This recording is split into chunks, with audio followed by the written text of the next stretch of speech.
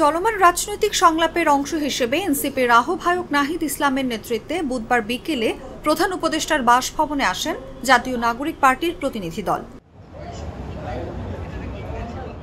ঘণ্টাখানেক বৈঠকের পর সাংবাদিকদের মুখোমুখি হন এনসিপি নেতারা। বলেন, জুলাই সনদ বাস্তবায়নের নিশ্চয়তা পেলেই সই করবেন এনসিপি। এছাড়াও নিরপেক্ষতা নিয়ে প্রশ্ন তুলে ইসি পুনর্গঠনের দাবি জানান নাহিদ। শাপলা ছাড়া অন্য প্রতীক চাপিয়ে দিলে এনসিপি নির্বাচনে যাবে না বলেও সাফ জানান এই নেতা। শাপলা কেন আমরা পাবো না, তার আইনি সাংবিধানিক ব্যাখ্যা আমাদের দিলে তখন আমরা অন্য প্রতীকের বিষয়ে বিবেচনা করবো। তার এখন তো সেটা যদি নির্বাচন কমিশন না দেয়, তার মানে সেটা শুধু প্রতীকের ইস্যু না, এটা নির্বাচন কমিশনের নিরপেক্ষতার প্রশ্ন। নির্বাচন কমিশন ন্যায় বিচার করতে গেলে একটা দলের সাথে স্বীকার করছে, ফলে যেই নির্বাচন কমিশন আমাদের নিবন্ধন এবং প্রতীক বিষয়ে আমাদের সাথে ন্যায় বিচার করে না, তার অধীনে নির্বাচনে গিয়ে আমরা নিরপেক্ষতা এবং ন্যায় বিচার পাবো, সঠিক ফলাফল পাবো, সেটাও তো আমরা বিশ্বাস করতে পারছি।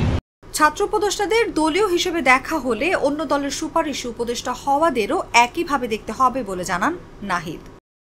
ফলে উপদেষ্টা পরিষদ পুনর্গঠন করতে হলে শুধু ছাত্র উপদেষ্টা নয়, অন্য যে উপদেষ্টাগুলো রয়েছে আমরা প্রধান উপদেষ্টার কাছে সেই নামগুলো আমরা বলেছি যে কারা কারা কোন কোন দলের সাথে সংশ্লিষ্টতা রয়েছে বা প্রশাসনের ভাগ বাটোয়ারার সাথে জড়িত আছে। ফলে সার্বিকভাবে এটা বিবেচনা করতে হবে। এদিকে এনসিপির সঙ্গে বৈঠকের পর সন্ধ্যায় প্রধান উপদেষ্টার সঙ্গে বৈঠকে বসেন জামায়াতের প্রতিনিধি দল। সন্ধ্যা ৬টা থেকে শুরু হওয়া বৈঠক চলে সোয়া ১ ঘণ্টা। পরে জামায়াতের প্রতিনিধি দল বৈঠকের বিষয় নিয়ে কথা বলেন গণমাধ্যমে।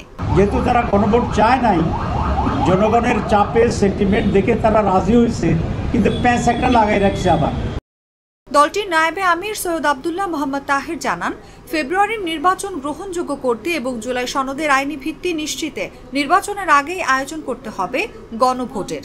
তিনি দাবি জানান, প্রশাসন, বিচার বিভাগ ও আইন শৃঙ্খলা বাহিনীর ভেতরে ফ্যাসিস্টের দোসরের দ্রুত অপসারণ করতে হবে ডক্টর ইউনূসের সরকারকে।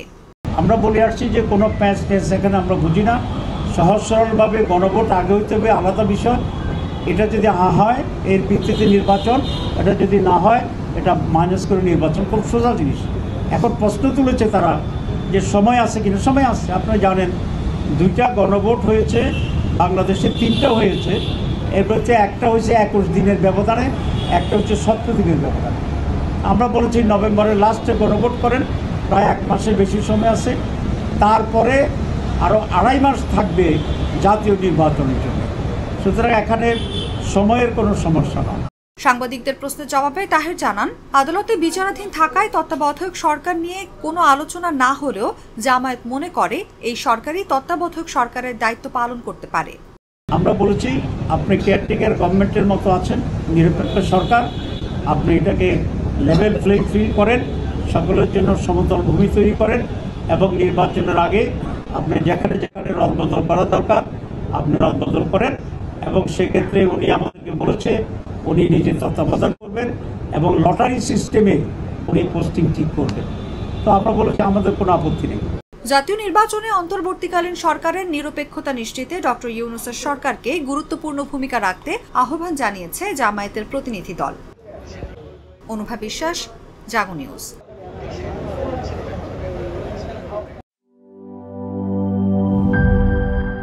বান্ডেল থাকলে প্রতি সেনমানিতে টাকা বাঁচবে। বিকাশ সেনমানি বান্ডেল কিনে জিতুন প্রতি লেনদেনে।